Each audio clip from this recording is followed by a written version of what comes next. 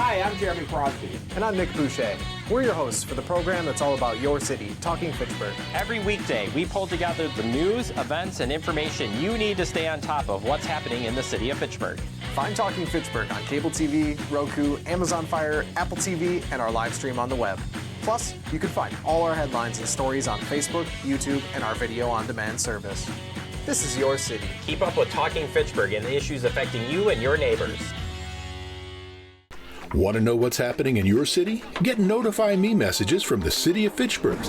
Visit fitchburgwi.gov on your computer or mobile device and select the big Notify Me button on the left. Enter your email and/or phone number, whichever is best for you to get notifications. Scroll down the list and select all the topics you're interested in to receive email or text messages about. You'll be notified every time one of your topics is updated. Sign up for Notify Me, one more way to keep up with your Fitchburg government.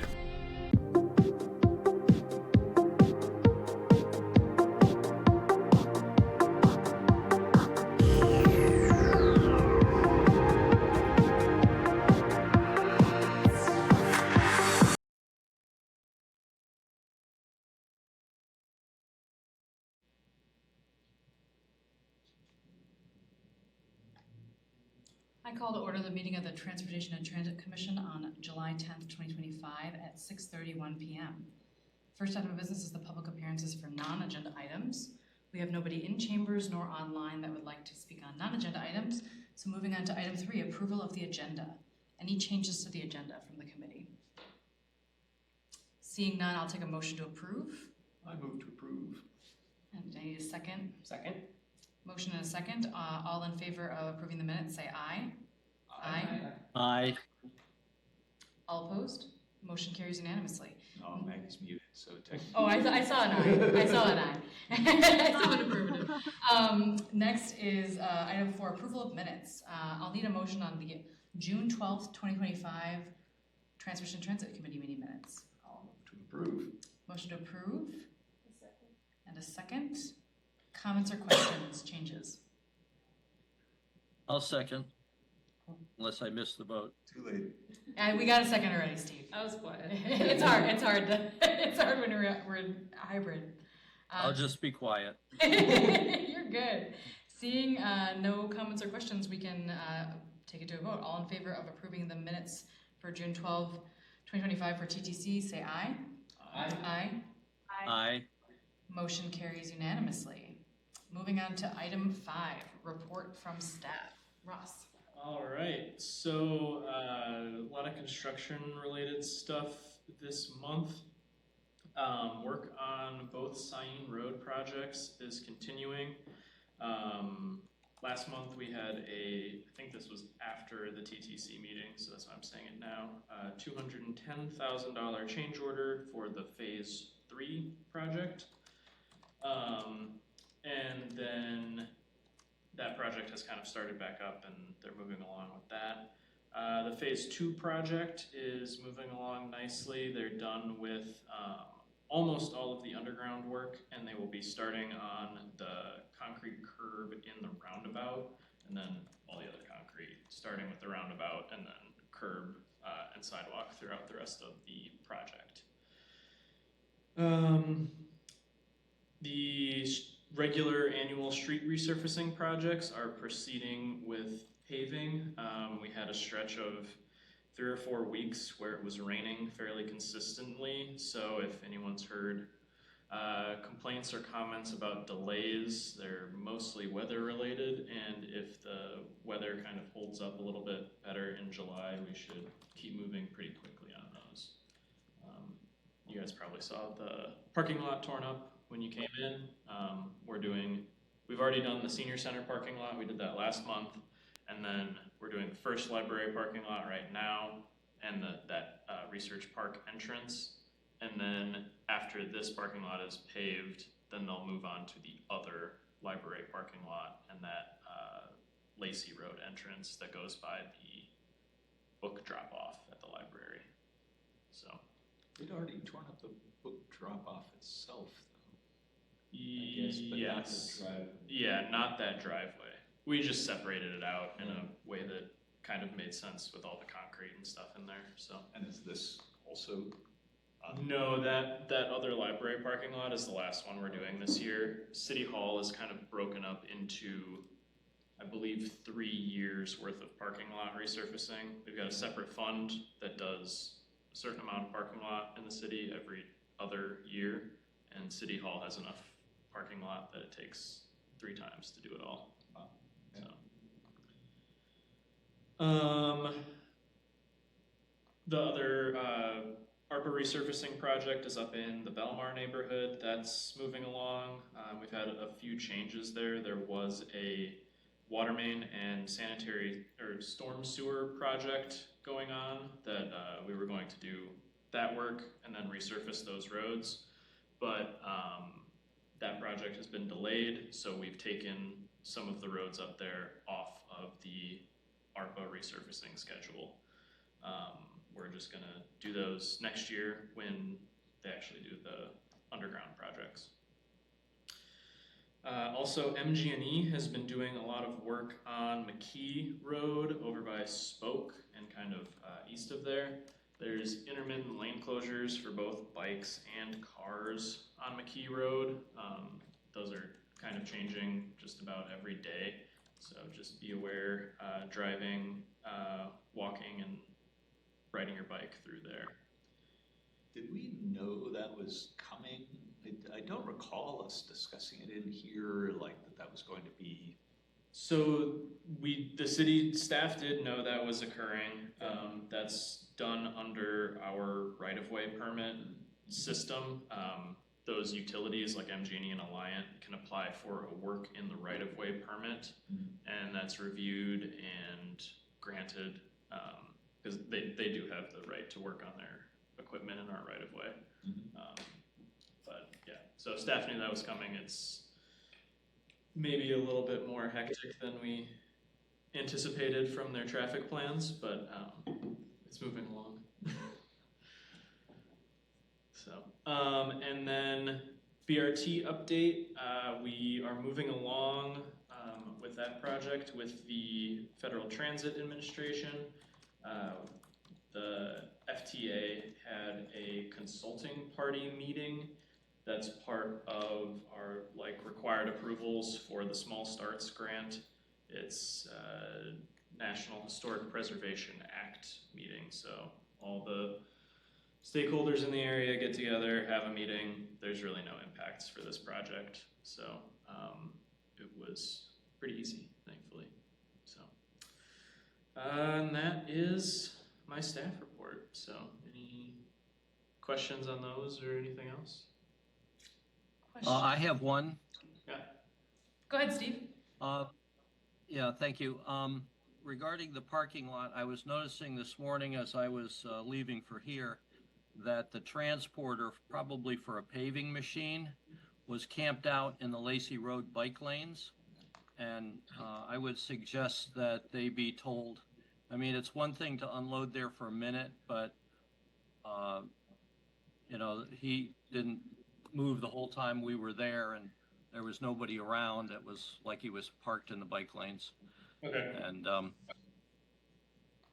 pass that along if you would. Yeah. Thank you. Noted. Did you want to get Gabrielle? Go for it. Okay. I was just going to ask Ross if you had any updates on the D2 reroute that we talked about last month, if you've had a chance to meet with Metro or what that looks like. They've been pretty aggressively saying how great the new route is. So. Yeah, so no real update there. The only the way that we would be able to make changes is to pay Metro more money, and I think from a staff perspective, the clearest path forward there is through the wheel tax funding, which won't be available until later on this year. So, and that's all subject to council approval and everything. That's just kind of what I've been working on a little bit, so. And if that were to, if I'm getting too far in discussion, let me know. But if that were like the way that the drivers pick their routes and they every 3 months, like even if we were to, decide to do a budget amendment at council, there would still be a loss of service for at least a few months. Would I be correct? Like, there's no way to avoid a delay given how quickly the changes are taking effect. Right. It would have to wait for most likely the next round of when the drivers pick their routes, which I believe is like every 3 months ish. So Thank you. On that, Ross, there is some money that we saved because of them reducing service in Fitchburg, but that's insufficient. I believe so, yes. Okay. Yeah, I saw the announcement of the D2 changes in the weekly user newsletter from Metro, probably the same place that you all saw it.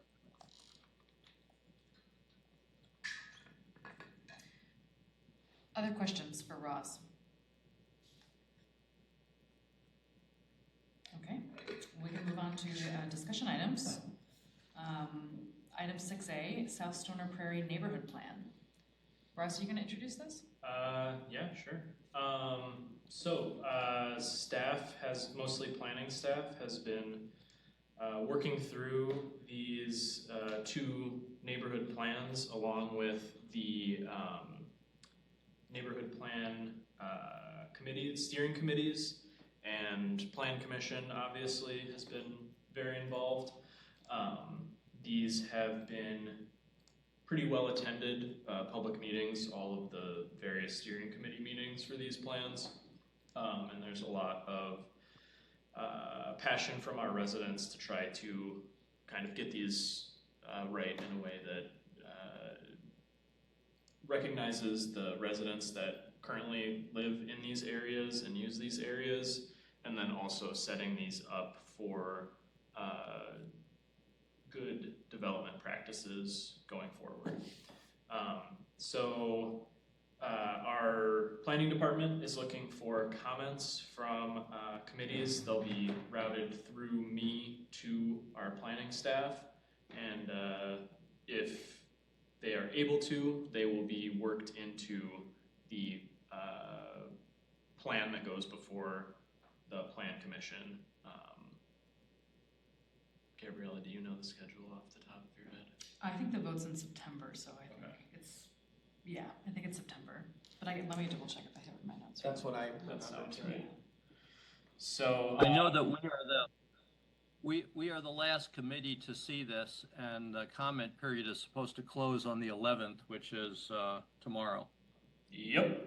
So this will be what I'm working on during the day tomorrow, is compiling these and getting it to Brad.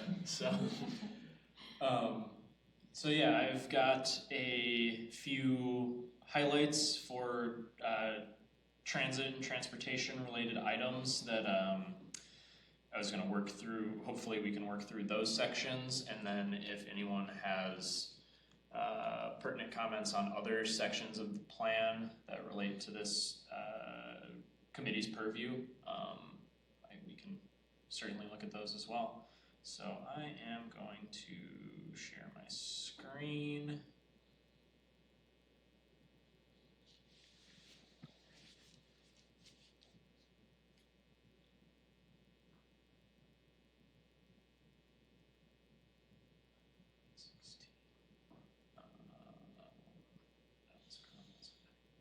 So, starting off, I thought we could start on page 16 of the Stoner Prairie Neighborhood Plan, which I'm getting there so I can remember what the title is, and that's the mobility goals and strategies.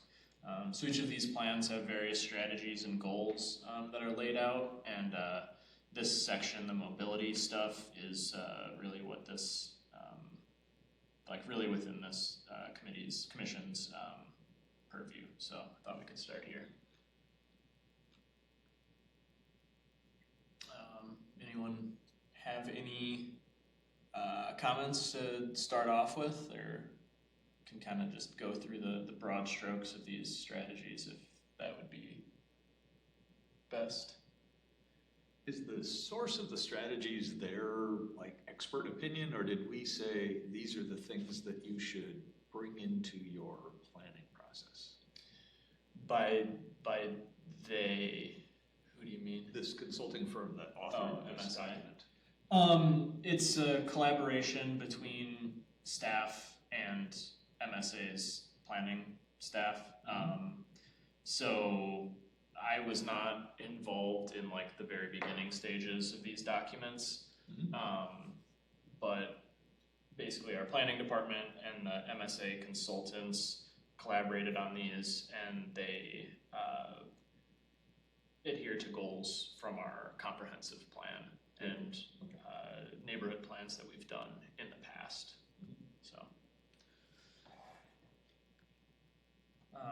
So I guess the first mobility goal is implement safe, convenient, and attractive streets that are accessible for all ages, abilities, and modes of transportation, pedestrian, bike, vehicle, mass transit.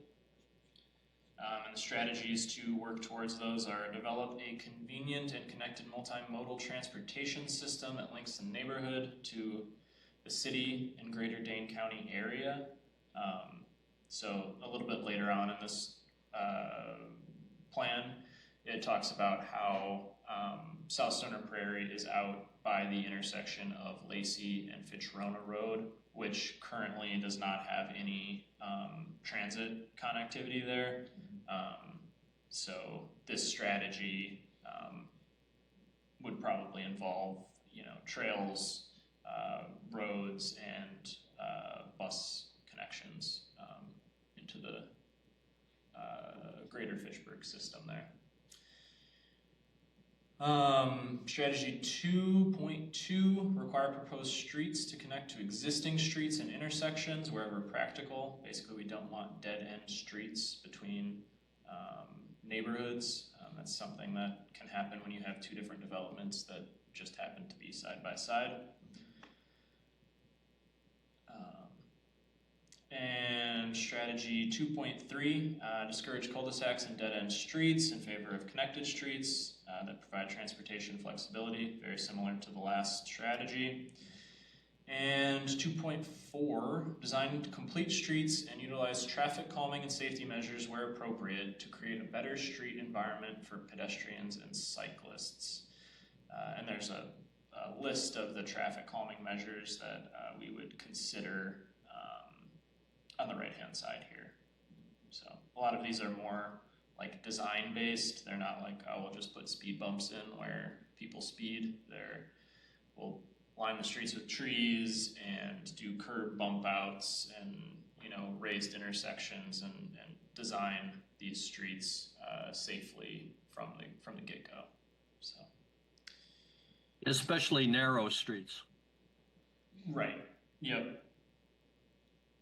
So any comments on the goals and strategies? When the word multimodal, or the hyphenated words, is in here, what would you say multimodal means?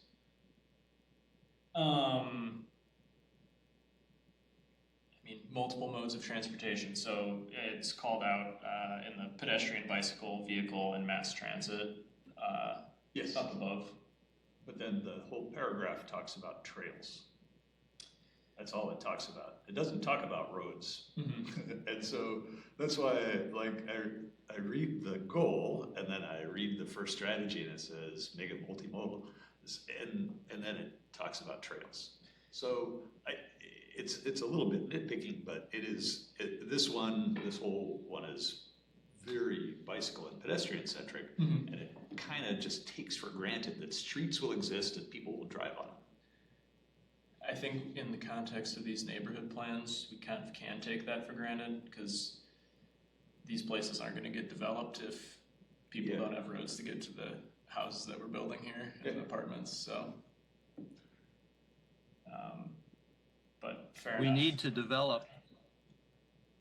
develop at transit supporting densities to get transit, and this neighborhood appears to be aiming to do that, and it would be great if there was a paragraph that mentioned transit under 2.1. Mm-hmm. Yeah. Okay.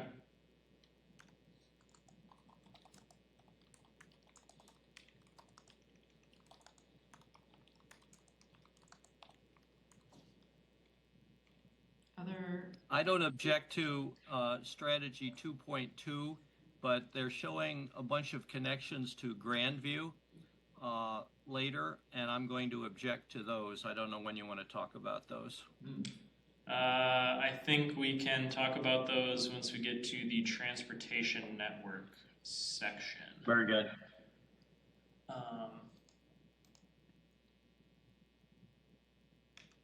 Anything else on this? All right, then we can move on to page 28, which is parking screening landscaping. This is probably a little bit smaller section here. So this is kind of a description of how parking lots should be kind of thought about in these developments, both for apartments and commercial developments and everything. So, you know, this is encouraging shared parking between buildings, locating parking lots to the rear and the side or even underground for these buildings. And then also a lot of screening with trees from the actual street. So you actually get like buildings and foliage when you're walking or driving on the street. And then good pedestrian connectivity in these parking lots, because that can be something that gets kind of left behind as we get good pedestrian connectivity on our actual streets. And then like the Quick Trip on East Sherrill, there's some places where there's no good way to walk up to it from the street. So I have one for this, Ross. Okay. I'm proposing to add another point on this one. I lettered it I. Main entrances should be on the building frontages, not on a rear parking lot. Avoid false main entrances on the building frontage that are usually locked or require employee badges for entry. The great example of what not to do are the Alexander buildings on Regent Street at West Wash. The parking lots are behind the buildings and the buildings in front the street very nicely, but you can't get into the buildings from the street. Those are emergency exits, and so it's kind of a form of false urbanism, and I would like to make sure we avoid that. You can have a pass-through so that there's an entrance on both sides, like the Oasis Cafe. So you can enter from the street side and you can enter from a rear parking lot, but you're not forced to go around the building where people park if you're a pedestrian or arrive on a bike. Makes sense. And I would say overall that I have a document that I'm going to send you after the meeting, Ross, that has these things in it. But they're mixed in with some more general things that do not relate to transportation. So you'll have to look for them. Okay, sounds good. If we've got nothing else there, pardon me, just yeah. one. You said the word underground parking, but it isn't actually spoken of in here. Section B, beneath buildings. Oh, beneath. Got it. Yeah, I was looking for underground. fair enough. I can move on to the bubble diagrams. This is just, we really don't need any comments on these because they're not something that we can really change or should change at this point. I just kind of wanted to describe how these more detailed diagrams we're going to see later came to be. So we started off with these bubble diagrams. This is really where I came into the picture on these plans, was when a lot of the other stuff had been kind of hashed out, and then we were talking about potential land uses. So this is how MSA and I think a lot of other urban planners go about looking at these things. They say, yeah, this section is going to be 200 acres and it should be high density, and this one should be open space, and we think we're going to have a school right here in the middle and stuff like that. So they showed these off at a few meetings with a lot of staff members, and then also to the steering committees, and we went back and forth on a lot of things, went through a few iterations. You can see option B here as well, with a lot more business park up in the corner. And then we use those to get into these detailed concepts. So these are just the bubble diagrams, but with like real road layouts in there and actual lot lines kind of shown. These went through kind of the same iteration process to get to the preferred concept. I think this is kind of, there's really not a lot of major changes that we can make to this at this point. Like if there's something that we see as absolutely terribly wrong with these, it's obviously we can look at changing that, but these have been pretty locked in by the steering committee, and that's been a really long and really long process, especially for our planning staff. So I guess any thoughts on this preferred concept? I suspect this is where Steve makes a comment about Grandview, and my comment in looking at these maps is that it forced me to go open another, like Google Maps, to look at this in a little bit larger context, because like Seminole Highway isn't on this map, so I couldn't really see where Collector A intersected Seminole Highway. And so it just would have helped if they had done sort of a zoom out, like show me a little bit more of the area. So anything outside of this map, the border of this neighborhood plan, will have to be in another neighborhood plan. Sure. So we wanted to avoid showing this Collector A hitting Seminole Highway. And yet because it's not part of it, right? That Right. It will at some point hit Seminole Highway or Grandview. Mm-hmm. Yeah. But it leaves us open if there's, some reason to not do that. Yeah. Okay. We still can. Okay. But to Rick's point out, one of the things I think that was, I did the same thing where I was kind of dual screening between like Google Earth and this. I think it would have been helpful to have just that little bit broader picture.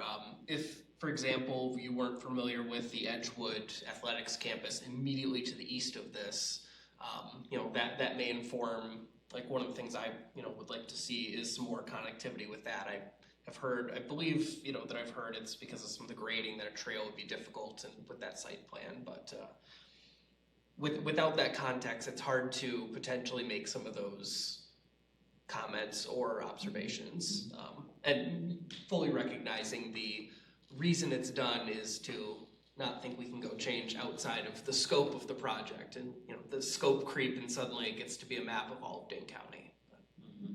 Right.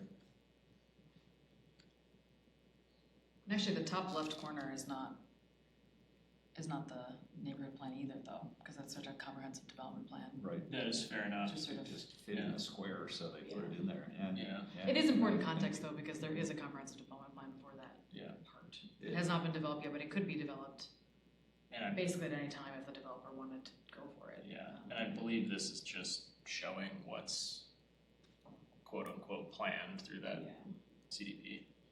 Isn't right next to it, isn't the Edgewood College facility right next to it, though? Or is there something, is there Yeah, space in between? that's immediately to the east. Okay. In that gray area there. And is there a plan in place for that? Where Yes. this would be in the context of that? So that sort of campus is not in this neighborhood plan, but they have submitted plans for that campus. They've gotten for initial plans of improvements.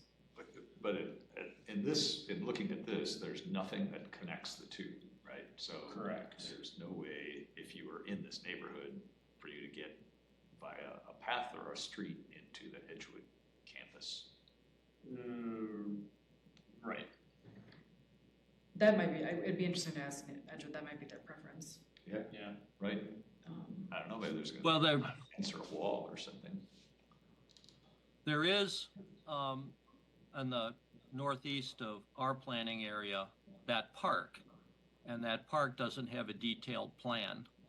One of my comments was that there needs to be connectivity from that medium density residential brown area in the northeast of the plan, north and east to Lacey Road. And it could go partly through the park and partly through the mixed use neighborhood, but it could also connect to the Edgewood campus. So that is one comment I have. Okay. Another little comment, since I'm talking and there's a delay.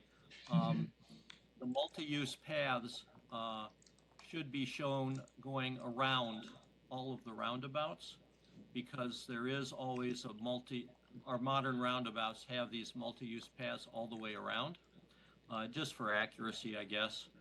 And I noted that the multi-use it's mentioned in the text, but the roundabout at Lacey and Fitchburg is not shown, and I believe should be shown, since we're showing the plan for the valley area that's currently in the urban service area just adjacent to it, because that's rather speculative, but we've got funding and detailed designs and a program date for the roundabout and at Lacey and Fitchburg.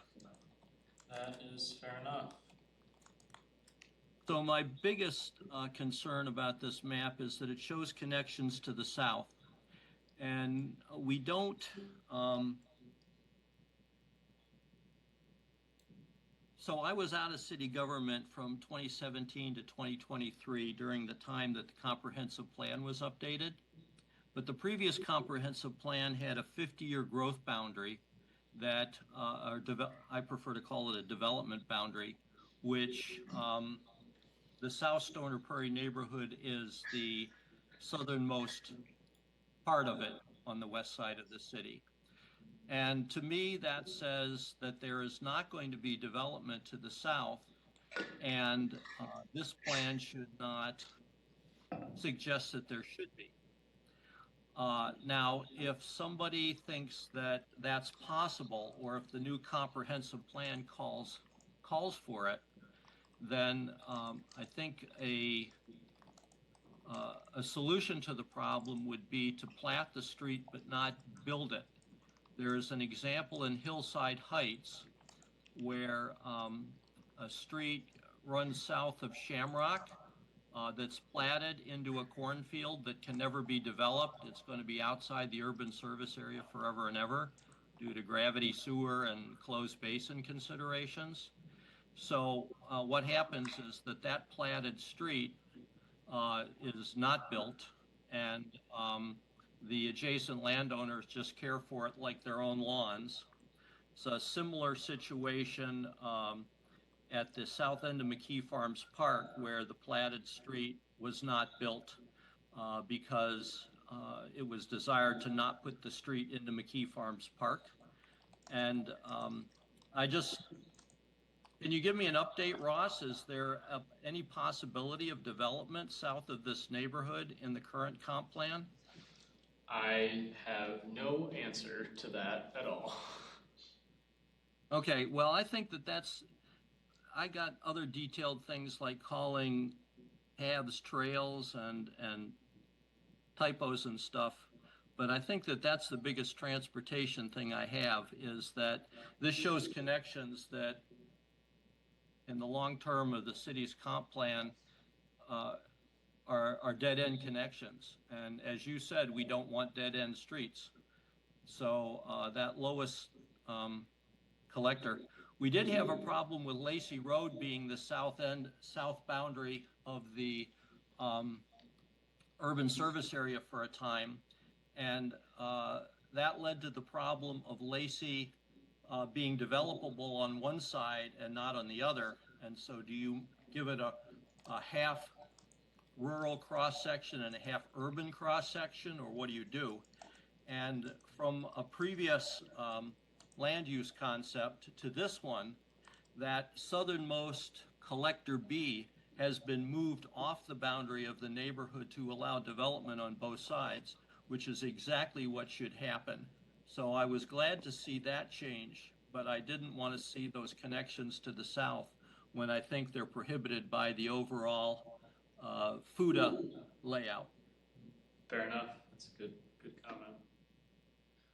If I may on that though, I'm looking at like Richardson Street as you're kind of right at the edge of the urban service area, and that's south or west of Fish Hatch, kind of leading a little bit toward the Public Works campus there. And that even, dead ends and gives the option to have that extension, and given that's where the power lines run, and that's where the solar farm is going to go, I don't think that'll ever be developed in at least, the next foreseeable future. I do think it's wise to have some options for the future. So, again, maybe it's platted and just not built. But one of the things that we'll get to when we get to Greenfield is I look at Highfield Reserve a little bit to the east of there, and there are no south connections out of that, and it's already on Google Maps, but there's no connections to the south out of there. So if we ever wanted to have kind of a better connection with Kane Road, for example, to kind of have that more center, some sort of collector between Fish Hatch and Syene, there's no option anymore, because that's all stormwater. You're right. So I guess I would say I don't want to build infrastructure we don't need, but I also don't want to shut the door, and then if 50 years from now, somebody says, why was there never an option to do this? So historically, there was great outcry during the first comp plan to prevent Kane Road from ever being connected to the urban service area.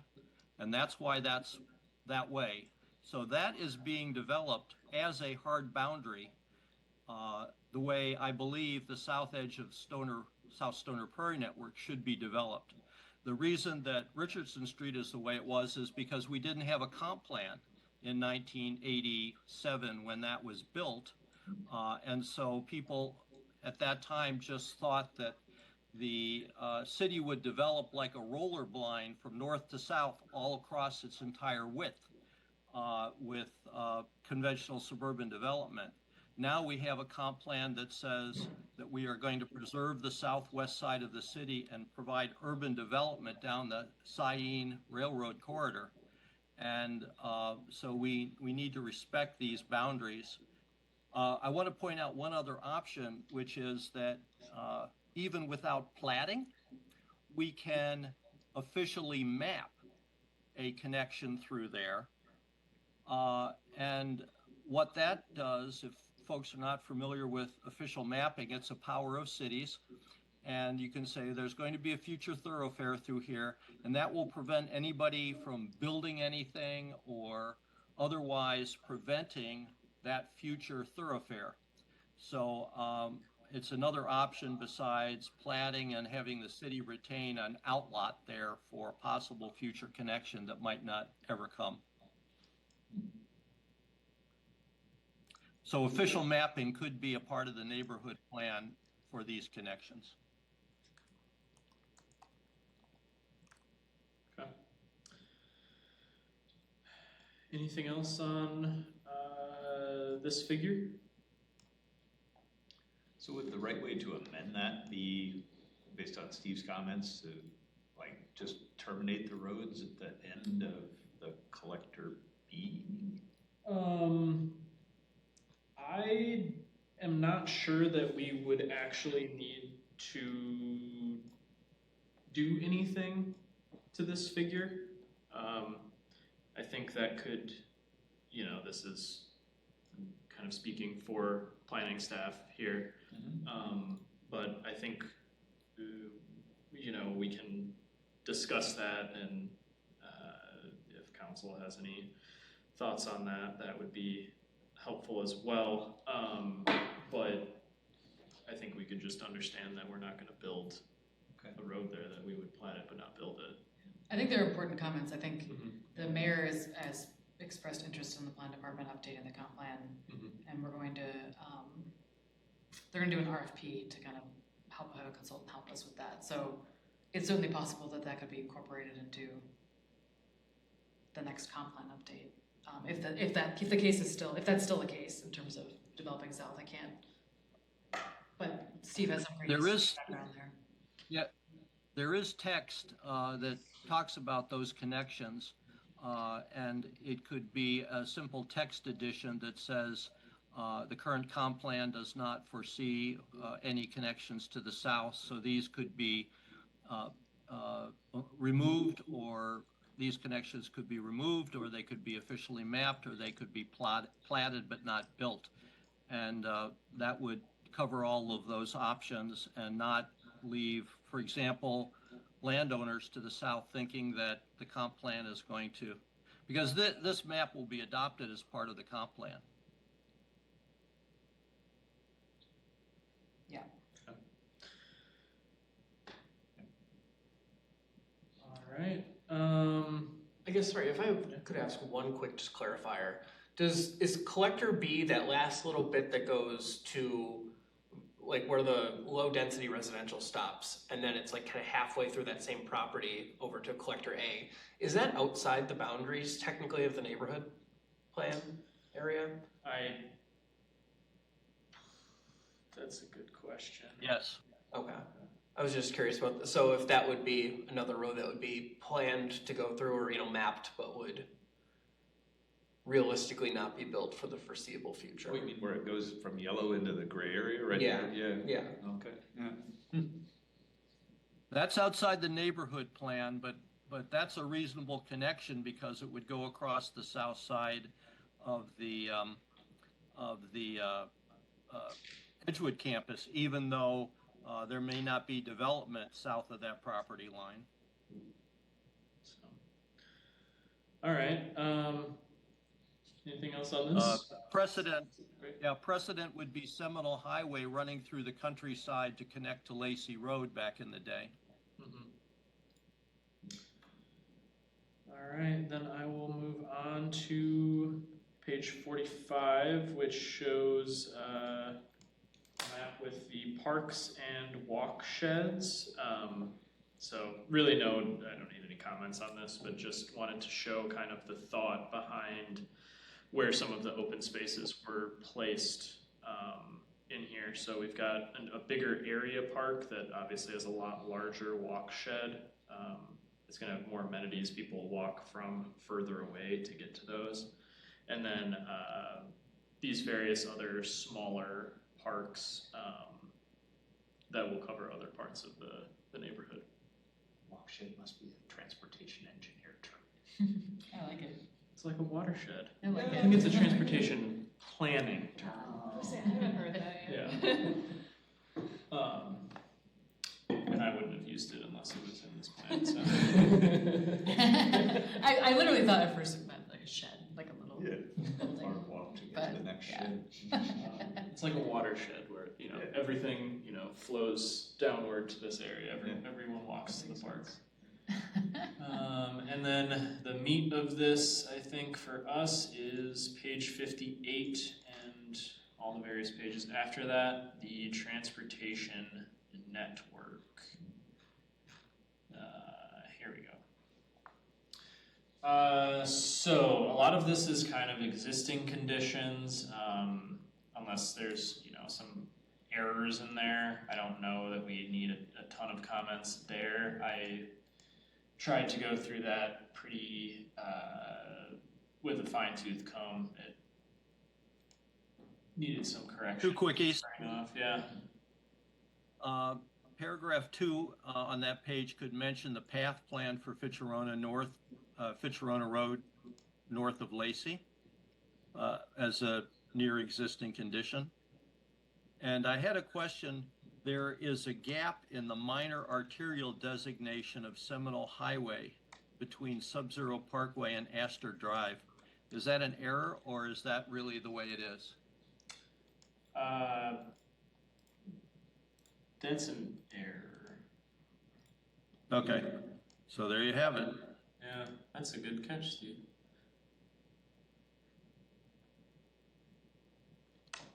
On I've got one on page 59 when you're ready. Okay, we will move on to page 59 unless I hear any objections. Okay. Suggest that the neighborhood outline be superimposed on the Metro Transit map. Instead of just a circle? Boy, I didn't even recognize it being a circle. I thought that was part of the legend. Right, yeah, it's too obvious. And then the other one is that last mile portion of our transit system is really the B-cycle bike share system. And I thought that it might be interesting to have those mapped on the transit map. They're kind of movable, but you know, they can be moved if they're not being used and that kind of thing. But this is an existing conditions diagram, and so I thought that would be a valuable addition.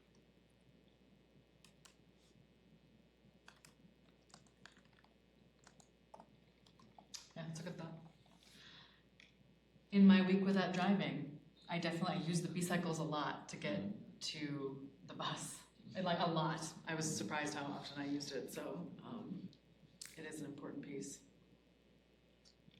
Okay. I guess moving on to the next few pages, any other comments? I mean, a lot of this is kind of traffic engineering and study related.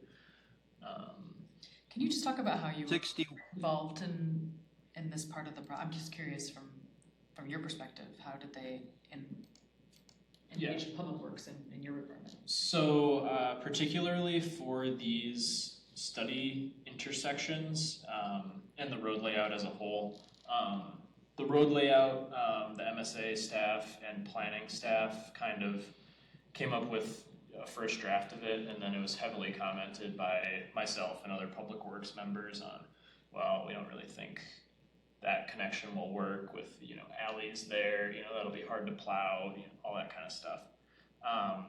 And then the internal intersections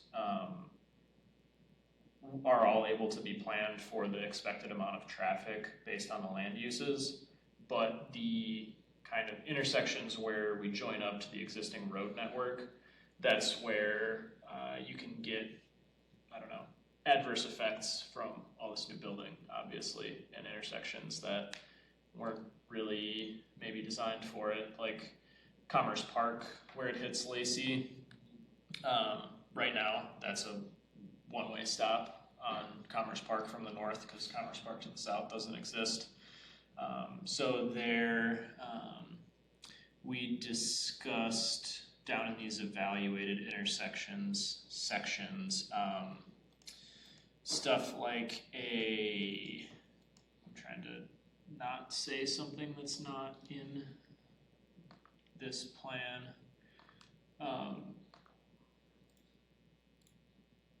But we looked at, for that intersection, both a traffic signal and a roundabout. So not deciding on one of them, but just calling it out for future analysis. And then for Fitchburg Road and Collector A, and then Tonto Trail is the road on the other side, which is just like a neighborhood local road in the town of Verona, with, you know, a few dozen houses on it.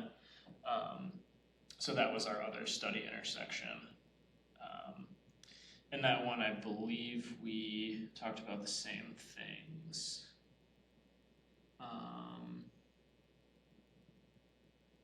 Or Actually, we mostly talked about turn lanes on that. So southbound left on Fitchburg Road would be the main thing we would look for there. It seems like, if I'm reading the boundaries accurately, the South Stoner Prairie neighborhood plan does not include Fitchrona Road. Like the boundary line on at least one of the maps was on the east side of Fitchrona Road. Is that it seems like we put and the reason I say that is it seems like we are putting an increased burden on Fitchrona Road without actually saying anything about improving Fitchrona Road, or whether we have the ability to do so. So Fitchrona Road, the project that we're scheduled to do next year, is designed with capacity for this development. South of the Lacey Road intersection. Yes. The project goes to Tonto Trail. Which is where Collector A is. Yeah. Yeah, okay. So basically the southern limit of this neighborhood. Wouldn't it be the northwestern there? Because Collector A, not Collector B. Oh, sorry. Yes, you're right. So it goes to Collector A. Yeah. Okay.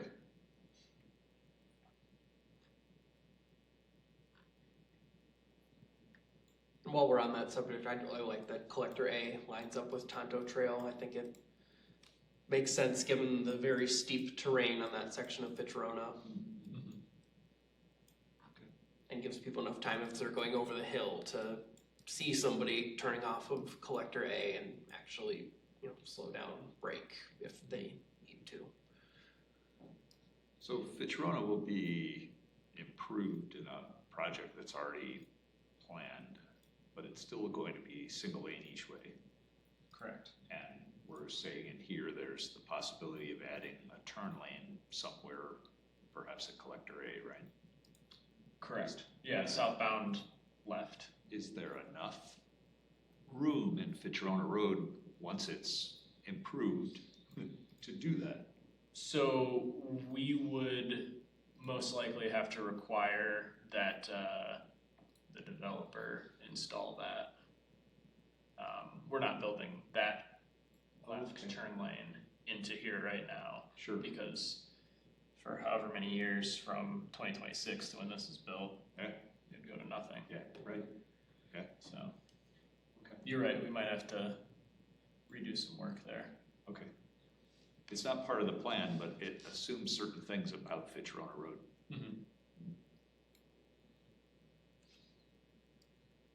I note that Fish Hatchery Road South Fish Hatchery Road takes a lot more traffic and is also one lane in each direction, and that capacity is adequate. It is key that there be proper left turn lanes at the right places, like Irish Lane. That used to be a huge source of delay before the road was updated 10 years ago.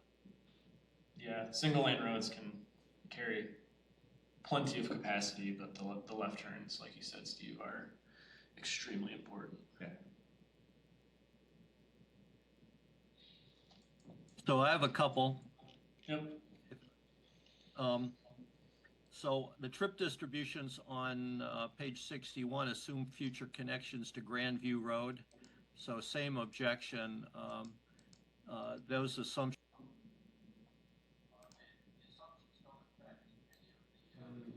Steve, hang on 1 second. Our audio just went kind of weird. Is it him or is it us? Holding for you. Oh, it's back. Yeah. Oh. It dropped out for a second, but Steve, talk a little bit. Okay. He's Can back. you hear me now? Yes. Okay. Go ahead. So don't make the assumptions of the trips to the south. There are many places through here where the authors at the consultants are using trails and paths interchangeably. And Fitchburg and Madison have adopted a convention when naming facilities to call them paths unless they require a state trail pass. And I think that we should just call them paths throughout here because we're not talking about any of the state trails. And my detailed notes will have quite a few places where that needs to be fixed. And the next thing is that you are considering, are you up to the place where you're considering LOS? I mean, yes, if there were going to be, it's hard to kind of estimate that now, but yeah. We did. So I would argue that we should be not relying on LOS alone, which only refers to motor vehicles. We could use multimodal level of service, person delay, VMT, accessibility, and environmental impacts, and equity as other measures of intersection success.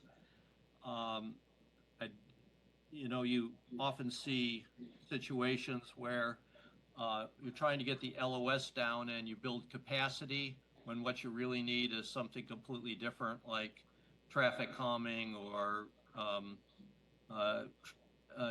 transportation demand management or something else, or better pedestrian facilities, that kind of thing. Yep. I think that's a good comment.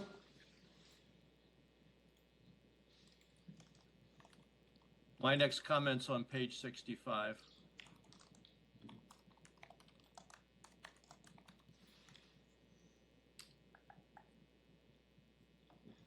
Okay.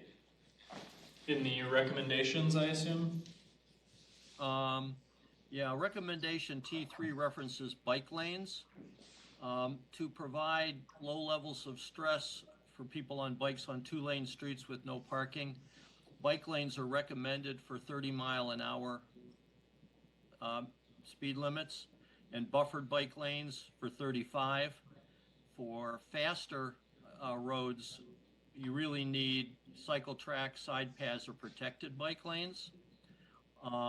And then more protection would be required if the streets are multi-lane or where there's street parking permitted. Shared bike lane and right turn lanes are considered high stress, and so that wherever possible you should have separate bike and right turn lanes through the intersections. My question is, at what point will design speeds and speed limits be determined? Because only then can we make decisions about whether bike facilities are required. So those would be finally determined when we're actually planning, engineering, looking at plans. Yeah, but T3, I mean specifically, is talking about Commerce Park Drive. I would expect the speed limit there to be consistent with Commerce Park to the north, which is 25. Yes. So that would suggest that bike lanes might not be needed unless the traffic is quite heavy or you have a lot of parking, that kind of thing. Mm-hmm. We do have 25-mile-an-hour streets with bike lanes, and bike lanes are useful for visually narrowing the street, and Commerce Park Drive is a great candidate for that. Agreed. I would recommend that you remove T4 and T9 because development to the south of this neighborhood is outside the 50-year development boundary. For T7, you said T4 and T9.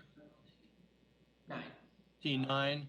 That's what my document says. I can always make errors. I've got T9 as development advances southward along Seminole Highway, extend Badger State Trail connections. Is that the one you're talking about? That's one of them. Okay. And so development can't proceed south of Lacey under the current 50-year development boundary that's in the comp plan. All right. I'm not saying that you shouldn't make that connection, but it shouldn't be necessarily dependent on development. I've often wished that there was a connection between Seminole Highway or the Badger State Trail in Burnwood through the power line right of way, but that doesn't require development to be there. And then T3, T4 talks about extending Commerce Park Drive south to Grandview. And I don't think that that's warranted and even feasible under the current comp plan. Fair enough.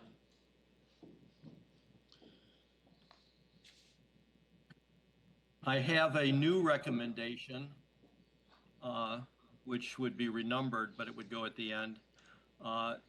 Design for and post 20-mile-an-hour speed limits on local streets, and collectors if they're less than a certain length, maybe 2 blocks. Design intersections to such streets with continuous sidewalks, bump outs, or also called neck downs, or other features to indicate a slower street speed, the slower speed street, or quote, home zone. This is something we haven't done in Fitchburg. We have bump outs in, for example, Sparklestone. There are other streets with bump outs in Fahey Fields, but we don't have 20-mile-an-hour speed limits. And for those that are not aware, a continuous sidewalk goes right across the minor street at sidewalk level, making a raised crosswalk. So a neighborhood street that might be 1 or 2 blocks long and is only used by the residents would look more like a driveway, even though it's a public street. We don't have any continuous sidewalks in Fitchburg right now, but they're becoming more popular as a traffic calming device. I thought, well, aren't all sidewalks continuous? But this means continuous across a public street. Okay. Anything else on this section? Not this section. Okay. I am done with South Stoner Prairie. Okay. Any other committee members that haven't had a chance to speak up? Feeling good? Just want to make sure everyone has a chance to. Cool. Can I ask simply if it's necessary for us to complete the review of both of these in this meeting? And did we pick the right one to do first? So comments, I mean, Comments whether we pick the right one to do first is irrelevant now. We've gone too far. If you want to comment on Greenfield, it needs to be tonight. Okay. Yeah, so we're running low on they're time. due on both. Both of them are due tomorrow. Yes. Yes. So Are we done with South Stoner Prairie otherwise? I have one last comment. And it's from a transportation lens when I look at the phasing of this project or this, this plan. One is on the right, kind of that northeast corner. 2 is on the far other side, and the middle is, completely cut out and will be quarried for the foreseeable future, and the quarry may continue even further south of where it is now. Yeah. So I emailed planning staff with this already, Ross, so we don't have to, rehash it there too much. But essentially then you've got 2 smaller neighborhoods that are disconnected, and, whenever collector A gets through there, that'll be great. But my concern is in the 5 to 15 to 20 years before that happens, all of the only exit for all of phase 1 there is Commerce Park, which would put a lot of stress on that intersection that's already kind of at the top of the hill. There's no connection to the east, there's nothing to the south. I'm a little bit less concerned about 2A, but phase 1 gives me a lot of pause with only having the one access. I think at full build out, it'll be great. But that concerns me, specifically looking at the transportation side of this equation. I think some of this phasing, sequencing is a little bit based on perceived willingness of property owners to develop. So I think that's part of why numbers are in the order they are, but I totally agree with you that not having phase 3 cuts out a big chunk of the network here. Well, okay, so now that Ross points that out, not Ross, Logan points that out, what was the urgency in getting this one done? Like, why wouldn't we be doing this in 3 years? Like, why is this now? Well, the quarry in phase 1, I want to say, kind of right along the boundary with Edgewood, that conditional use permit expires at the end of 2028, I believe. Yeah. So they'd want to get that, ready to go and have it so that when rolls around in 2029, they can get moving, was my interpretation. As for why now versus a year from now or 2 years from now, I can't say, but I think that's kind of why. From a staff perspective, gives economic development a lot more time to work on this stuff, and the planning department. It's at least that's why I would say it's now and not a year from now. It's part of the answer too. It's like we just don't have as much developable land as you would imagine, given how big our city is. Yeah. There's just Economic development is a huge driver in trying to get vacant land ready to develop in the city. I sometimes think that it's working at cross purposes to us getting high value development, that we should be holding out for better results, better value per acre.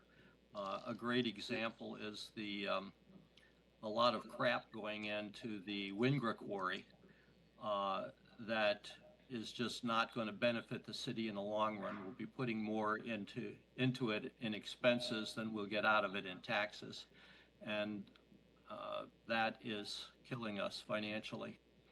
I'll tell you, Steve, on these 2 neighborhood plans, I've sat through a lot of meetings with the economic development department where they're pushing for as high a value development as they can think of, and then a lot of that was kind of knocked down through various pieces of the process.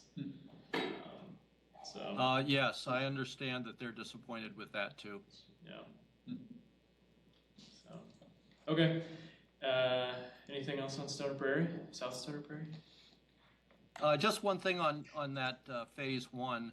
It does suggest that the city should look to that connection across the south of the Edgewood property to Stoner, to Seminole Highway for emergency response and circulation if the quarry is going to be around as long as we think it is. Is that the intention of that sort of vestigial street there? Or on the far right? Yeah, I don't know why I can't zoom in on that. Is that the intention of that? If like maybe that's temporary, and when collector A, the way it's drawn, goes outside of the planning boundaries. I mean, they both do, right? Yeah, I'm not sure. Well, it runs down to the farthest corner of that park and open space there area. Yeah. It would be great if we could just get it all the way across. And typically we ask developers to develop streets along with their parcels, and then dedicate them to the public.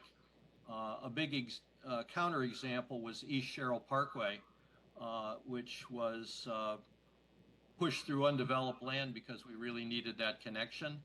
So I don't know how that was financed and how it came to be before my time, but this would be another situation like that where we really need another access instead of building a giant cul-de-sac. Okay. Again, goes to that comment about seeing a little bit larger context, because not knowing where the Edgewood boundaries are kind of makes it a little bit hard to tell if there would be development there and potentially a road that connects through Edgewood or not.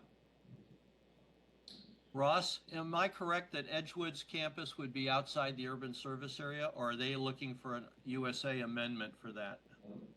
I am not sure. I think they've already gotten the the amendment to have it in the USA. Okay. But, okay. I think we're good here. So let's move on to 6B, the Greenfield Neighborhood Plan. Do you want to kick it off, Russ? Yeah, basically same stuff here. It's the same sections in the plan. We kind of went through these plans like sometimes back-to-back days with MSA. So a lot of staff's comments were, pretty similar. We're thinking in similar ways between the plans. The big difference with Greenfield is there is a neighborhood that exists right in the middle of this area that's been around for a really, really long time. So there's people that live here. Longer than the city. Exactly. There's people that live here who understandably have very strong opinions about what should be built, like literally right in their backyard. So, but we can start off with the same mobility goals and strategies here. So let me get to those. Before we do that, Ross, Yeah. I have some preamble type comments. Unlike the other plan, I think this one is a disaster. It creates a giant value hole. The comprehensive plan imagines urban development going down the Cyene corridor, and as it does so, building the transportation infrastructure that is needed for urban development, and through the Greenfield neighborhood, it would be done by redevelopment. Discussing over dinner or on the way here with my wife, the public just is not aware of really two things. We're talking about what's going to happen to this land when these buildings are at end of life in 50 or 100 years. We're not opening up your neighbor's yard for a 8-plex. So that's one thing. And the second thing is that the value generated by the land, the value on the land has to generate taxes to support the infrastructure and the services. And these kinds of neighborhoods, the city runs at a loss, along with a lot of our suburban neighborhoods, that is, those in the urban service area. And so what Fitchburg is trying to do down this corridor in its comp plan is build urban development to compensate for the low-performing suburban development that dominates the north third of the city. So by trying to keep this existing neighborhood under glass and preserved forever, really destroys that vision and the city's ability to make enough money on taxes to provide the services we need. So if levy limits continue to exist, then that means that services must decrease over time as inflation eats up the city's buying power. And if levy limits don't exist, that means that to maintain services, we have to keep raising taxes. And nobody likes either of those things. And nobody likes a neighborhood that's dilapidated and can't be redeveloped because the development has to be at the same intensity.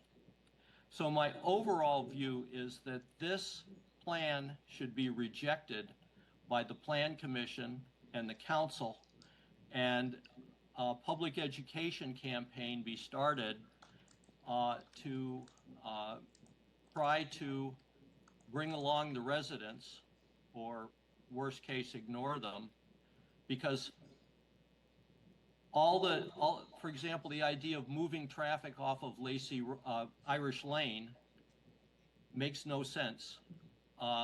It makes sense to the people whose driveways are on Irish Lane, but they are going to be long gone by the time their houses are raised and a subdivision is put where their few neighbors and their leach fields used to be.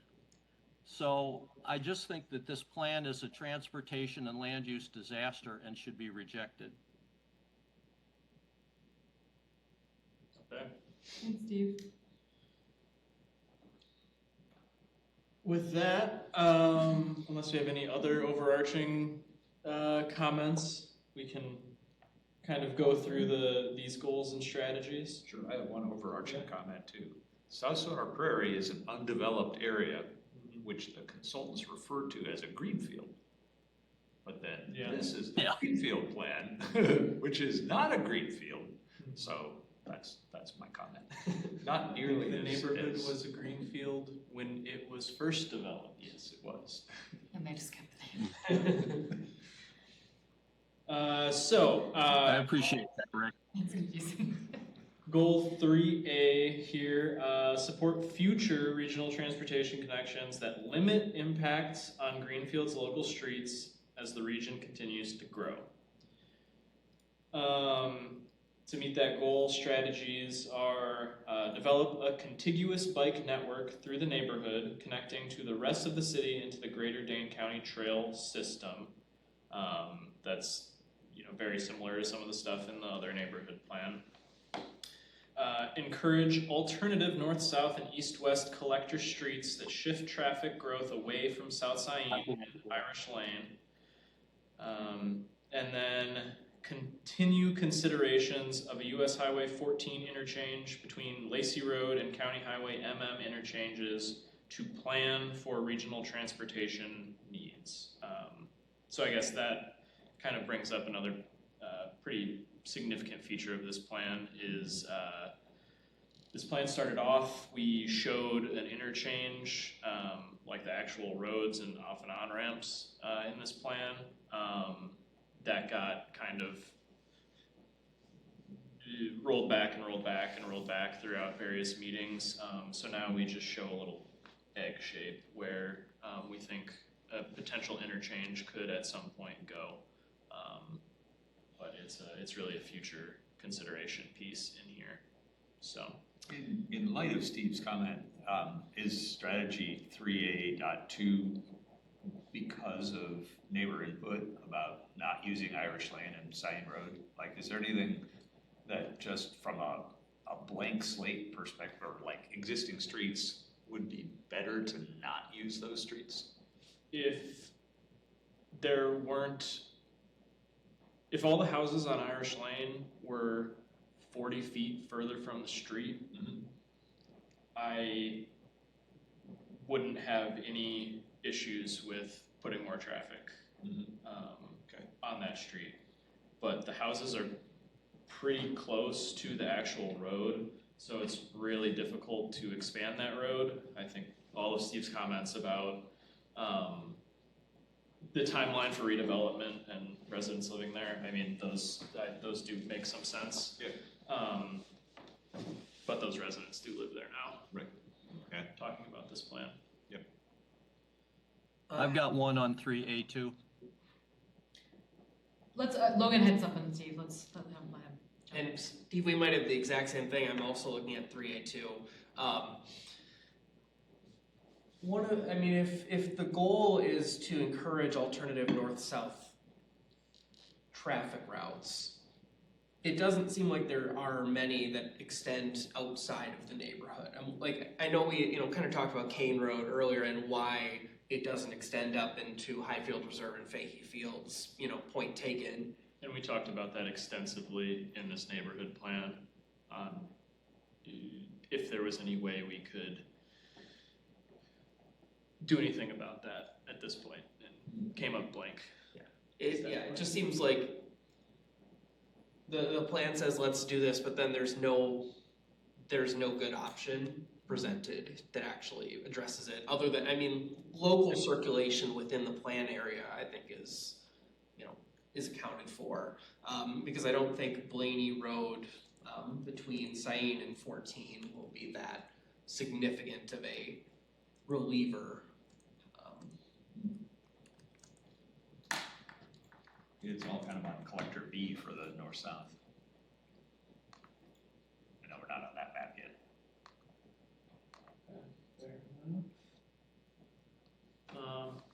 Okay. I guess, Steve, does that cover your comment, or? Well, I was saying, encourage north, south, and east-west collector streets, yes. Especially closing Irish Lane at the railroad tracks. I was not able to search the document to find out what the justification for that was, but I'm guessing it was probably so that the other collector could cross the railroad track, so we would not be increasing the number of crossings. Exactly. That's in anticipation of the railroad forcing that.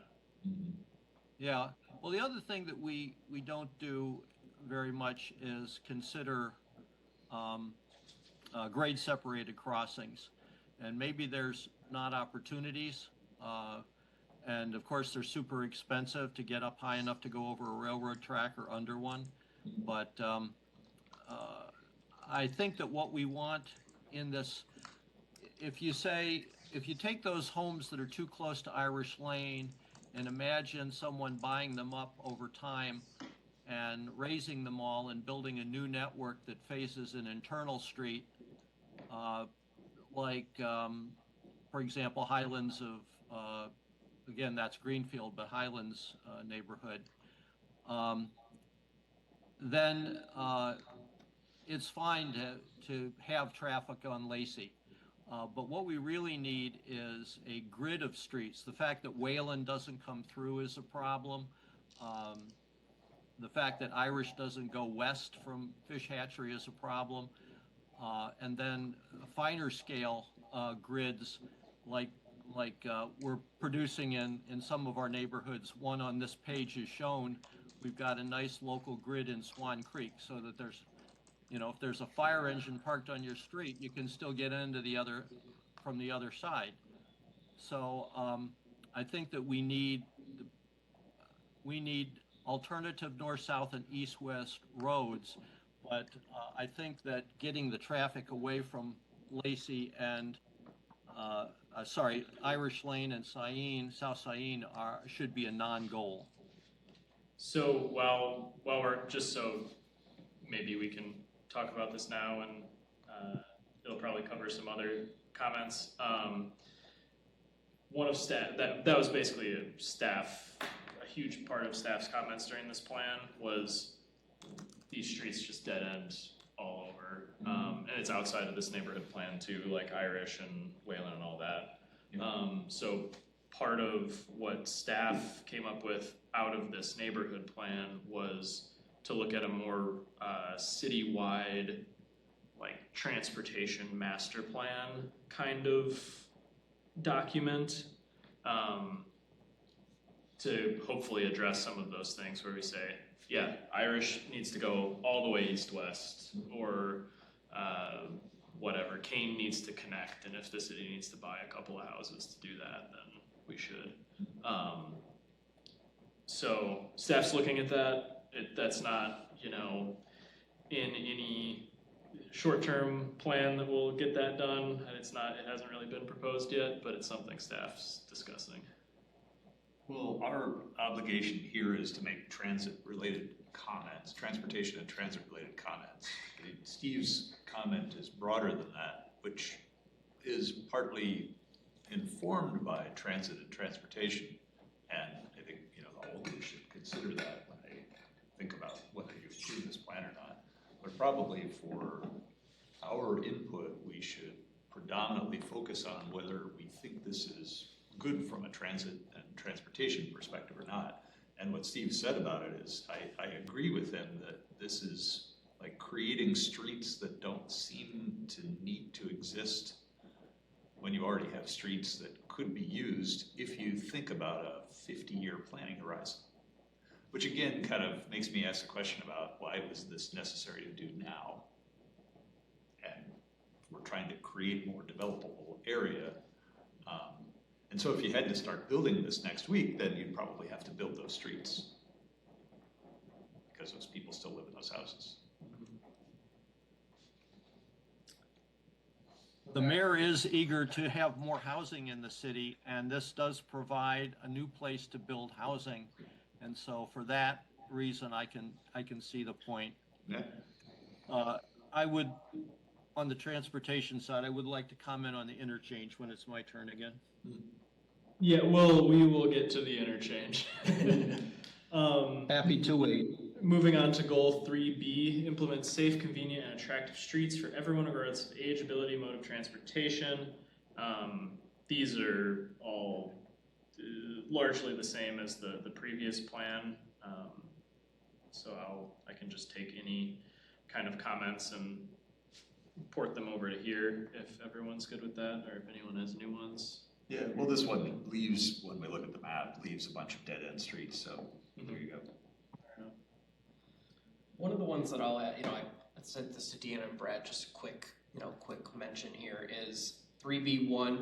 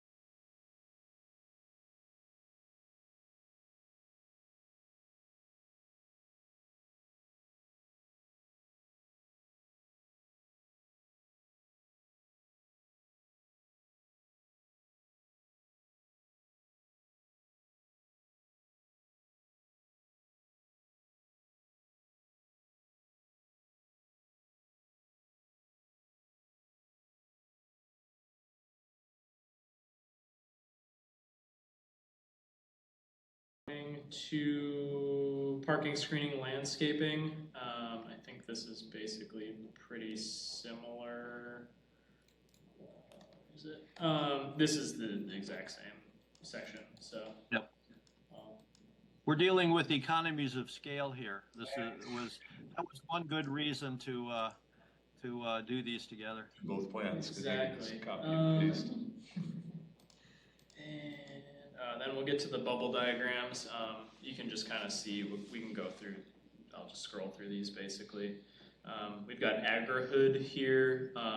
That's kind of like agriculture-based neighborhoods, like maybe there's stuff like community gardens or space to have a few animals, stuff like that. And then you can see this other section with a business park along 14, and you can see the interchange here, obviously.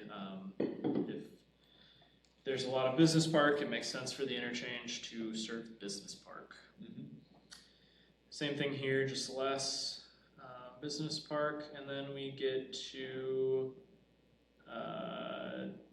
these different scenarios, and then here's the preferred concept. So we went through a few different maps here. You can kind of see in this chart how like the densities change throughout these. So the preferred concept in red has a lot less business park than we started off with, and there's a decent amount more agri-hood and low density than we started off with. And the open space goes up as well. So that's kind of the trend here as we went through this plan. So, comments on the preferred concept? I did like the idea, and I don't know if Steve's going to contradict it, probably, that there would be an interchange there. It is a long stretch of Highway 14 from Lacey all the way down to and so it makes sense at some point in the development of that whole area that there would be another way to get on and off of Highway 14 from that. But like, why wouldn't it be Irish Lane? Yeah. Why does it need to be a new street? I think within the context of this plan, it's because there was a lot of pushback from both staff and the steering committee that if you put an interchange on Irish Lane, then probably need to widen Irish Lane for the additional traffic that's going over to Fish. Yeah. And people don't want that in front of their house. Yeah. Mm-hmm. So. Yeah, this is another reason why this plan might be premature. We have to maybe have more buildings in disrepair and more of the original landowners move out to get a good plan for this area. But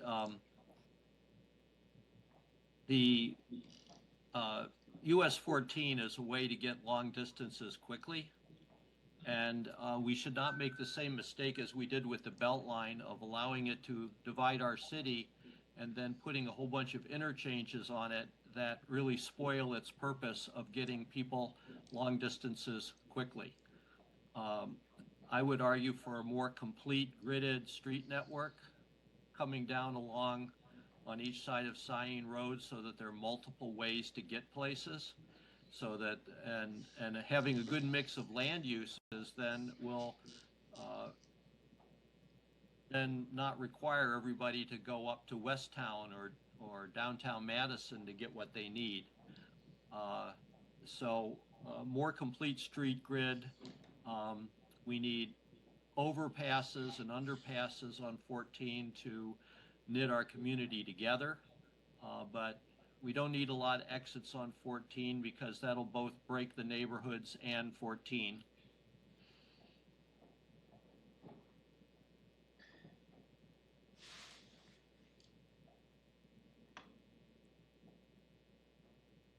One more thing for transportation.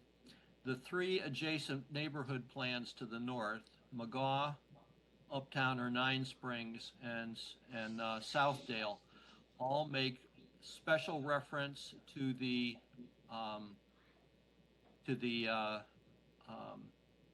rail line as the principal transportation corridor through here. Transport 2020 envisioned commuter rail from Oregon north into Madison through Fitchburg, and those three neighborhood plans call for transit-oriented development and a commuter rail station in each of these neighborhoods. I have always said that to get commuter rail going in Fitchburg, we need a new governor, a new legislature, and regional transit authorities. And right now we only have one of those. We could be a year and a half away from regional transit authorities and a new legislature. So the fact that this does not mention the rail line at all, I think is a mistake, and we should be planning transit-oriented development, not now, but down the road when the primordial neighborhood is redeveloped, and that should be the way in and out of this neighborhood is high quality transit. And if the rail line never comes to pass, then BRT. But we need high quality transit serving this urban corridor between Madison and Oregon all through Fitchburg.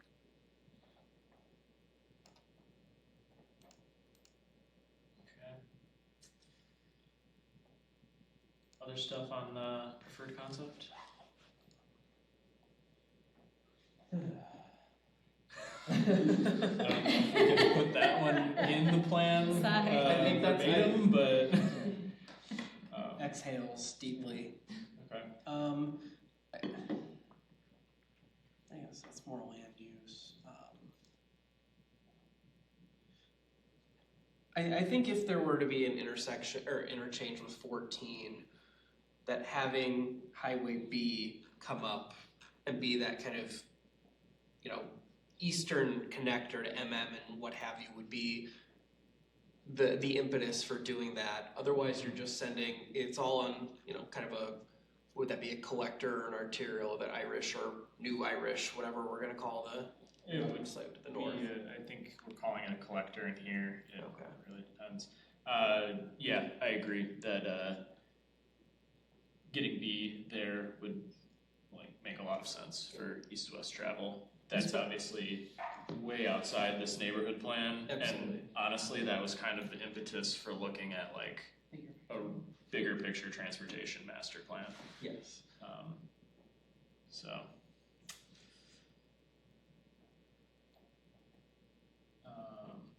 Okay. I guess we can move on to the rest of the transportation network section. I can just explain this little diagram. Because reading through here, it, I think, was kind of confusing if you weren't in a lot of meetings about it like I was. Basically, this is like Collector A crossing the railroad tracks and Sain Road. It just shows the difficulty of the grades through there. We would have to do a decent amount of cut to get that collector through there, so it'd be fairly expensive. That's the short story about this. Oh wait, so you're saying that we want to build a new road, and then we're going to demonstrate how difficult it is to put it there? That is correct. Is that the gist of what that point is? Okay. That was a good summary. And is the if Irish Lane was left where it was, and then, you know, disregard the homes that are along there, is that already accommodated for in terms of the grade? Like, in other words, you don't have this problem if you yeah, Irish already crossed the Sain, so grades are fine there. Could be a wider road, or, yeah. Okay. And to that point, if the original plan were to have Nobel go east through the Stoneman farm, hit Sain, and then continue on, would that,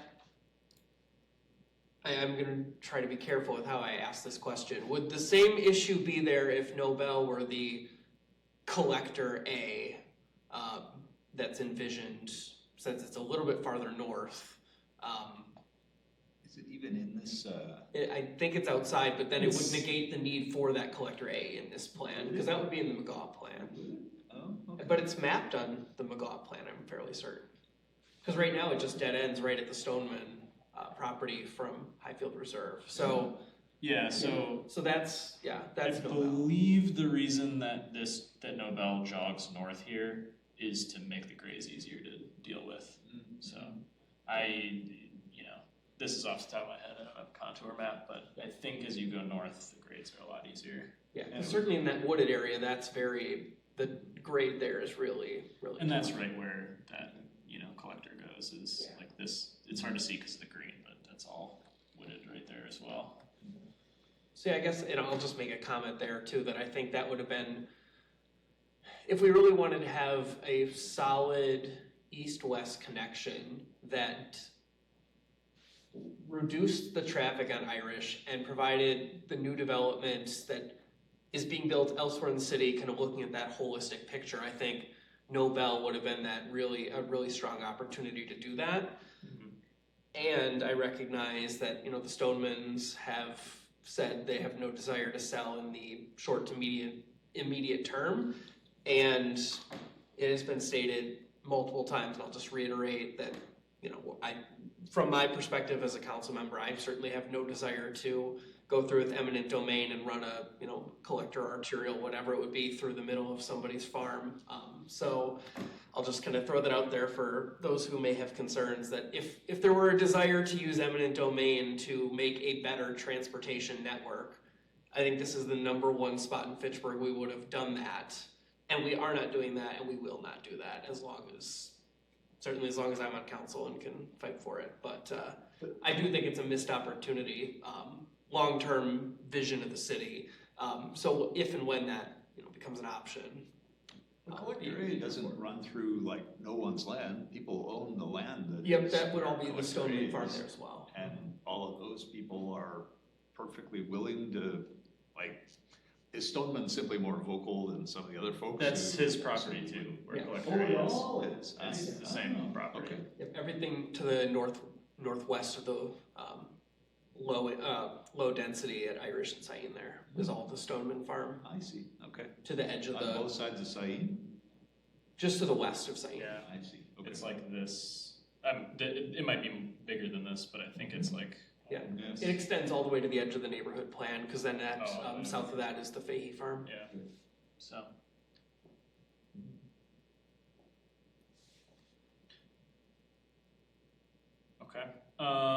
Question, Yeah. Ross? Go ahead, Steve. Question, was in the planning process, was the expansion of, so Irish, there are a lot of houses along Irish Lane, but west of Syene, they're only on the south. Was there any thought to being able to make a more robust Irish Lane by expanding it the right of way to the north? Yes, it's outside this neighborhood plan, obviously, but we talked a lot about making Collector A join up with Irish to the west of this neighborhood plan, because it, like you said, gets a lot easier to have that road in the same place that it is now. Okay. And Ross, to that point, now that, well, that kind of jogged my memory with this too, is the way that this plan is structured right now, assuming this is the final, final network that ends up being what gets built years and years from now, Collector A, again, if that's to be a reliever for Irish, it doesn't really do a good job if you're trying to relieve traffic heading west past the edge of the neighborhood, because then you're either, if you're getting off, let's say that interchange or coming in from MM and you take Collector A, you're either then going to have to turn on Syene and then go back on Irish to go west to Fish Hatch, or you're going to have to go through those future neighborhood streets and you're bypassing a little bit, but then we're sending that collector traffic down a neighborhood street to get back to Irish. And then, you still have that same chicken or egg. So where this arrow is, what we had talked about is like diving this down to the south.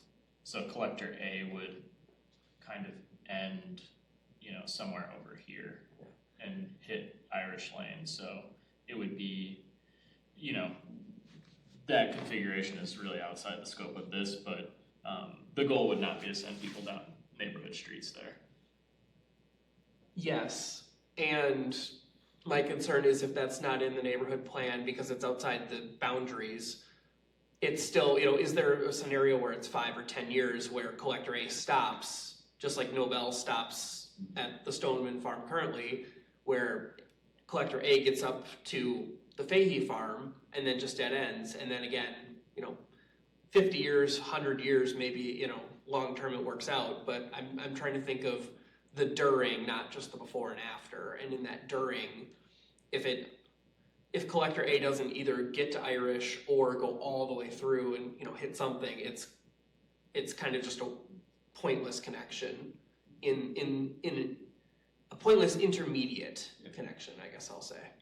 And the reason this particular boundary on the west side stops there is because, what's the gray area in the northwest corner that's outside of this area? It's outside the future urban development area, outside the FUDA. I see. So it's outside the 50-year development boundary. And that's why that's set by the comp plan. The planning. As those FUDAs go south, basically down Syene 14. Yeah. Okay. So what I said about the kind of hard boundary at the south edge of the South Stoner Prairie plan, we can say about the west edge of this plan. The medium density that's south of Irish Lane does a good job of not connecting to the west except at one point. But the north of Irish Lane, that medium density shows further development to the west, which is not possible under the current development boundary. Yeah. So those should be hard boundaries, and there should not be streets connected there. You mean those or shown lines? Connected. Yep. Yep. Yep, they can't be developed.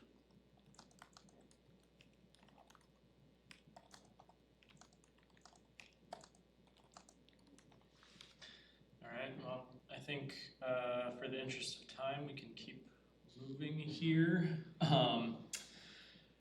So a lot of this just kind of describes the various Steve's kind of opening comments, I think, fit in here unless anyone has anything else that they want to say about these. Like this. Say something about agri-hoods. Buffer, okay. Then we can go to agri-hoods. It's also called cluster development. There was a proposal for 1,800 units between Lacey, Wayland, and Seminole Highway and Fish Hatchery Road, kind of centered along Muchler Road about 15 years ago. And they brought in a big national gun who wrote a book about cluster development to promote the idea. It was eventually scotched when we learned that cluster development was a way to mitigate zoning that was already in place for 5-acre lots. So you grab all of the development on the 5-acre lots, like the Milwaukee suburb Lake Country, and you form it into clusters and combine the open space into expansive areas as a way to mitigate this very low density zoning. In Fitchburg, that low density zoning doesn't exist, so there's no need for cluster development or agri-hoods. We permit things very specifically at certain densities, and this is not one of them. Now, we do have in the Smart Code some cluster development provisions to allow certain kinds of agricultural-based development outside the urban service area. But this is being introduced, I believe, basically to get more private green space and more and larger lots and lower densities, not for those what I regard as more legitimate purposes. So it's a land use thing and not a transportation thing, but I don't think we need agri-hoods. Okay. All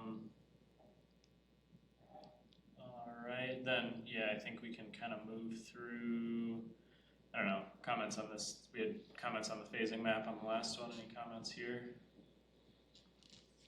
Well, it just relates to the comments about streets that go nowhere, that get built, that might or might not ever connect anything. Yeah. I do think, you know, the phasing plan here does a little bit better job than in the last one, mitigating that. You know, you've got collector A connecting to Syene in phase 1 from the potential interchange, and then the next phase it goes west, so. All of that's phase 1, right? Oh no, I see. Phase 1 is kind of along the railroad tracks. Yeah. Got it. Okay. Okay. What's the red line? The red line is, I don't know. Is that the boundary between, I think it's the boundary between where the sanitary connections would be. Everything north of that would be along Irish, and everything south would be along Old Indian Trail. I think you're right, because sanitary sewer is shown here too, so. So like a little typo type of comment is that should be on the legend. Yep, fair enough. All right, then we'll move on to the transportation section, transportation network. So I had a lot of the same comments here as I did in the last plan. So there's a lot of interchange stuff in here as far as spacing goes, and then same kind of things with the street system and the transit system. Bike and pedestrian facilities are kind of shown here. Any big Yeah, I had one on that. I think it was a huge mistake to not extend the multi-use path along the water project that was done a couple years ago. And I would like to see this map show a path extending south from Aurora to the Greenfield neighborhood. Instead, it shows bike lanes. It should probably extend as far south as Irish Lane. Okay. Noted. Traffic review, really same kind of stuff as in the last plan. Staff kind of selected these intersections as areas of special concern, and same stuff with, some of them there's turn lanes, some of them there's roundabouts, and then there's two different trip distribution diagrams, one with the interchange and one without. Obviously, with the interchange, a lot more traffic goes there. So, any comments on these intersections? I think again, some I just want to say, pull from the last plan. if I may again, I would just like to reiterate that Irish Lane should stay open at the railroad tracks, and that if we can't get another crossing, then we should consider grade separating a crossing. Okay. As much as that costs. Okay. Then transportation recommendations, I think, is kind of the last section that we might have a lot of comments on.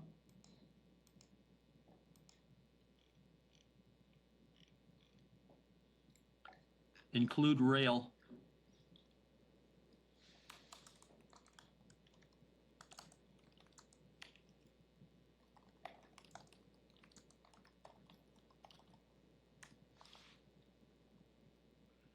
Okay.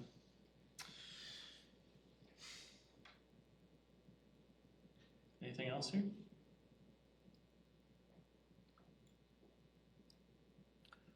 They probably have this, I didn't notice it in detail, but they probably have the same business about using path and trail interchangeably, so that I expect that it would be best if they use path uniformly. Yeah, that's one I'll make a comment on unless they have Dane County in front of it. When we look at T3, the extension of Blaney, it kind of seems like we built Blaney already knowing that we were going to do that, but how did we do that without this plan?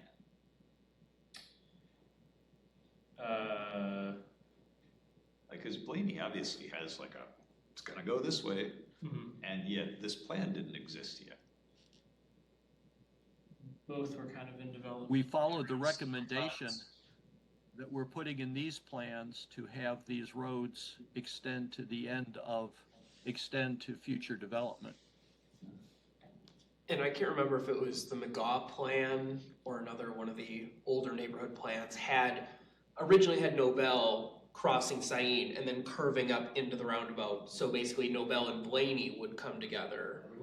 So it was not, I want to say it's the McGaw plan. Blaney didn't go down into the Greenfield planning area. It went took a hard turn to the west and then connected with Nobel. Interesting. Oh, okay. But it's part of going back to the other neighborhood plans and making sure everything syncs up. Yeah. Obviously, in that plan, it changed, but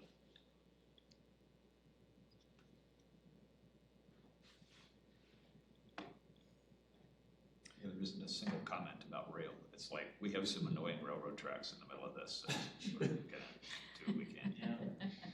yeah. Dig them up. That's right. Just put a barrier. Take all the aggregate from Janesville to Oregon on truck. Yeah. Or bus. All right. Or bike. I guess anything else on this plan? What does require the right-of-way for Wayland Road and Keene Road? So that is, I believe, for future extension of those roads. So, in here, when basically this section of Wayland Road is not platted or anything. These are different properties in here. Sure. So when it develops, we would require the developer to grant the city that right of way to build that road. Okay. And then Kane Road, I believe it's talking about this section or wherever Kane Road ends. So, Okay. All right, I thought that they were talking about requiring additional width, but I see what you're pointing out there. Mm-hmm. So you could ask the authors to clarify that recommendation. Okay. So please send any comments to Ross. What time do you need to hear by at the end of the day today? yeah, like before noon tomorrow. Before noon tomorrow. Yeah. So any other additional comments that haven't popped up in the conversation, please get them to Ross so he has time to do his work. What if we haven't adjourned by then? Me and Logan are gonna run through this. Okay, so we're on to agenda item 7, report from other bodies. Logan, council report? Yes, it's very easy because our council meeting, our Tuesday was canceled because it's one of the ones we usually cancel. Our last meeting 2 weeks ago, we had the public hearing on the capital improvement plan. There were several comments about Irish Lane, especially about some of the sanitary connections in some of the kind of currently areas where there's currently more homes than, which is between Kane and Sain in the Irish neighborhood, or in the Greenfield neighborhood here. And we also had what Ross mentioned before, that $210,000 change order for the phase 3 of Sain Road, which we approved. That's it. Thank you. Bike and ped. Ross, do you have anything or? I do not have anything. Great. So Plan Commission is me. We're moving to Plan Development District General Implementation Plan for the property on Sain and West Lacey Road. It's going to be the ultimate development. The plan is 300 units and 5 residential buildings. This approval was for phase 1, which is 1 building, the one that basically is off of Lacey Road, 88 units in 1 building, 4 stories. So they're still working on the financing for the other pieces. If they do move forward with it, it would start maybe this fall at the earliest, but that's moving forward. And then also a nice little thing, the Promega is decided to build a little boardwalk to a little beautiful spring right off of their property. So they're gonna work on that this winter, and it'll be open next summer. It's gonna be public. I guess the owner of Promega just thought it was a beautiful spring and thought people should be able to see it, so they got approval to put a little boardwalk in. So that's coming soon, and that's all from Plan Commission. Next item is future agenda items. Anything? Unless anybody else has anything, I would suggest that the August meeting be one that we cancel. I have vacation scheduled. We can obviously move it or have a substitute staff contact. But Any objections to canceling August? We do need to cancel 2 of our meetings this year.